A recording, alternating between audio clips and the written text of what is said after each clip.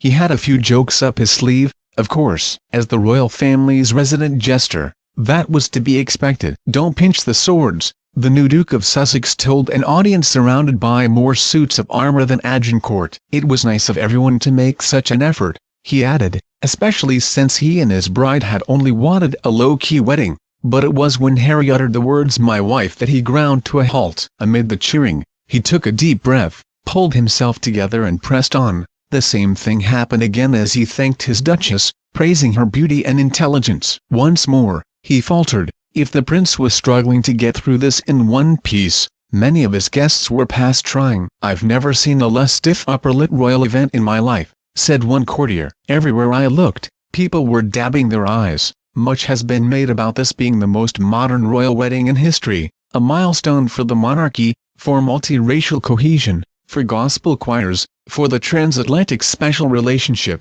for alternative cake-making, for the Windsor tourist industry and much else, all of which may be true. But over and above all of that, this was a profoundly moving occasion, surely the most emotional royal event since the world watched a 12-year-old boy walk behind his mother's coffin 2 decades back. It explains why last weekend came loaded with such poignancy as this universally beloved, and endearingly nervous, warrior prince embarked on the next chapter of his life with his luminously talented bride, set inside William the Conqueror's 1,000-year-old fortress, with a healthy sprinkling of Hollywood and British celebrity stardust. Was it any wonder so many wanted to be part of it all? The primeval power of the fairy tale really hasn't changed one bit. The former Meghan Markle had brought so many of her own touches to the day, epitomized by her bravura arrival at the West Door, a bride on the arm of no one.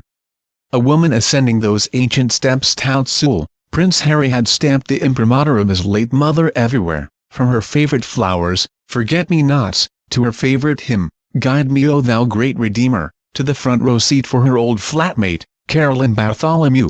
But there were no objections. The monarchy is an institution which remains where it is only by moving with the times. It wasn't the bride or groom who had the idea of gospel music from the Kingdom Choir but the Prince of Wales. Harry and Meghan then had them round for tea at Kensington Palace, conductor Karen Gibson told me, and chose Stand By Me as their anthem. And it wasn't Harry or Meghan who thought of asking the effervescent Bishop Michael Curry of the Episcopal Church to compose the sermon, and then rewrite it at considerable length as he went along. That had actually been the suggestion of the Archbishop of Canterbury, with the full endorsement of the Supreme Governor of the Church of England, and well-known fan of the evangelical preacher Billy Graham. The Queen, Her Majesty, appeared thoughtful but contented, all the more so with the Duke of Edinburgh at her side, minus stick. After last month's hip operation, 4 very different wedding parties gathered in Windsor last weekend. There were the tens of thousands squeezed inside the town to catch the procession clattering through the streets,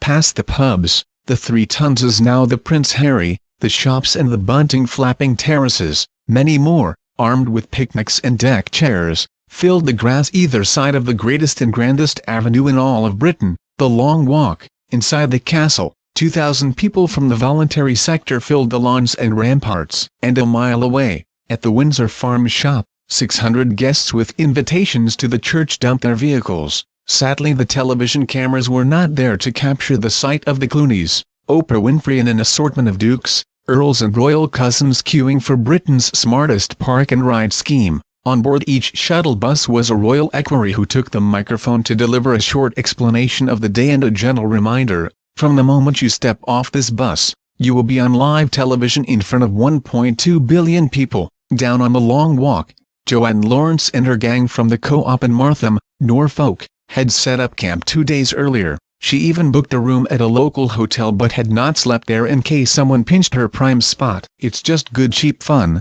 Britain at its best, and I love the royals, she said. Back inside the castle, the charity representatives had their picnic rugs out on Chapel Hill and were enjoying the same gloriously addictive spectator sport as TV viewers, watching vaguely familiar people milling around at a wedding. This was a very different royal wedding from the last one, not least because everyone had a genuine connection with the couple. Not being a state occasion, there was no need to invite the entire diplomatic corps or the Lord Mayor of anywhere. Harry, for example, had invited all of the staff from his father's home at Highgrove along with all its old protection officers. Sir John Major was not there as an ex-PM or Knight of the Garter but because he was appointed as special guardian for the princes following the death of their mother. What's more, hundreds of guests had no specific seat. Apart from those in the choir, most simply had tickets which said North Nave and South Nave, and the couple had deliberately mixed everyone up. American starlets sat with rugby players and Harry's ex-army chums from Walking with the Wounded, the military charity with which he trekked to the South Pole in 2013. For many, the first lump in the throat moment was the arrival of the two brothers, walking down Castle Hill in their household cavalry frock coats. Their closeness has always been unwavering. On this day, it evoked so many memories, happy and sad. Outside, the band of the Irish Guards was on its second rendition of Get Me to the Church on Time, and the bride was clearly taking them at their word, having tootled off from Clevedon at funereal speed. The 68-year-old bridal Rolls-Royce Phantom 4, a dowager of the Royal Mews car fleet, had to rocket its way up the long walk to hit its midday target. All eyes, and hearts, were on Doria Ragland as she arrived on her own. Harry and Meghan had wanted her to be chaperoned by friends rather than an official. They asked the ultra-dependable Van Straubenzee brothers, Charlie and Thomas, close chums of Harry since childhood, to greet her and see her to her seat. Her composure as she watched her daughter's arrival was reminiscent of Michael Middleton walking his daughter into Westminster Abbey 7 years before. Except this bride was going it alone.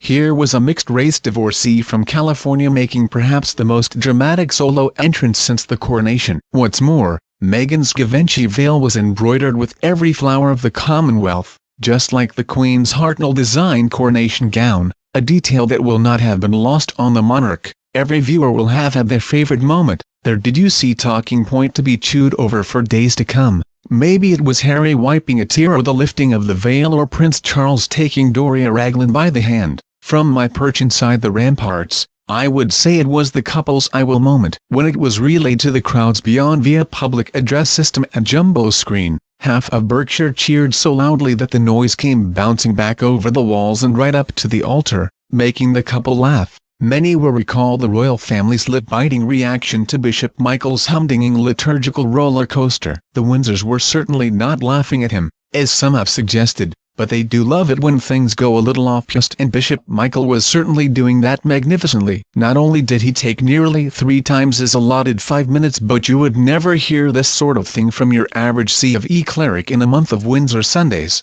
Visually, the carriage procession produced some of the greatest scenes of mass celebration since that Happy Jubilee Olympic summer of 2012. For those inside the reception, the welling up began again as the Prince of Wales welcomed Meghan into the fold and talked proudly about the baby boy, whose nappies he had changed, growing into a fine member of the armed forces. Royal wedding speeches have always been short affairs, and Harry's was no exception. He was just so proud of Meghan. In that moment when he said "my wife," he said it all, says one guest. It was almost a relief when Elton John started playing the piano. A great day for Britain and the institution by which it marks its epochs. The glitches of the previous week now reduced to parochial footnotes. Surveying it all from his hillock at the top of the Long Walk was the vast statue of George III astride his horse, and no doubt feeling pretty pleased too. He might be the king who lost America, but as of last weekend, his great-great-great-great-great-great-grandson has just won a very special bit of it back.